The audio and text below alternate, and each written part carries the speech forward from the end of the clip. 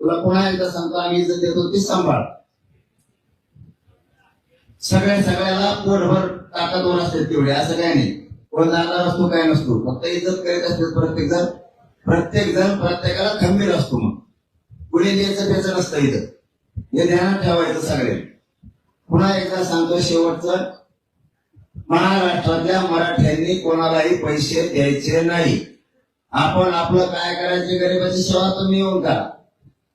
किंवा तिकडून पाठवलं येताना आता ट्रका लोक भरून आणायला लागले. तुम्ही सांगत आहे का नाव? पैसे काढले काय इकडचे समाज मोठा करा, तिला सोडून छापायचंच बघत आहे. आम्हाला वाटलं काही मजारी पडत होतं काय म्हणून. आणि शेवटचा मुद्दा, उद्यापासून मी आता काल आज पाणी पिलं, उद्यापासून पाणी पिणे सगळं उपोषणाचं मी बंद करणार. सरकार मागण्याची अंमलबजावणी करत नाही, त्याच्या लक्षात येत नाहीये. त्यामुळे उद्यापासून मी पाणी बंद करणार आहे. आमरण उपोषण कडक सुरू करणार.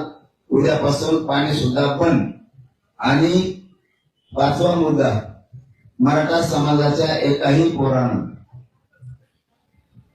दगडफेक अमुक तमुक करायचं नाही. समाजाला खाली मान घालावं लागेल असं एकही पाऊल कोणी उचलायचं नाही. सगळ्यांनी शांत राहायचं. त्यांना किती आपल्यावर अन्याय करू द्या, अत्याचार करू द्या, मला तुमच्याकडून शांतता पाहिजे.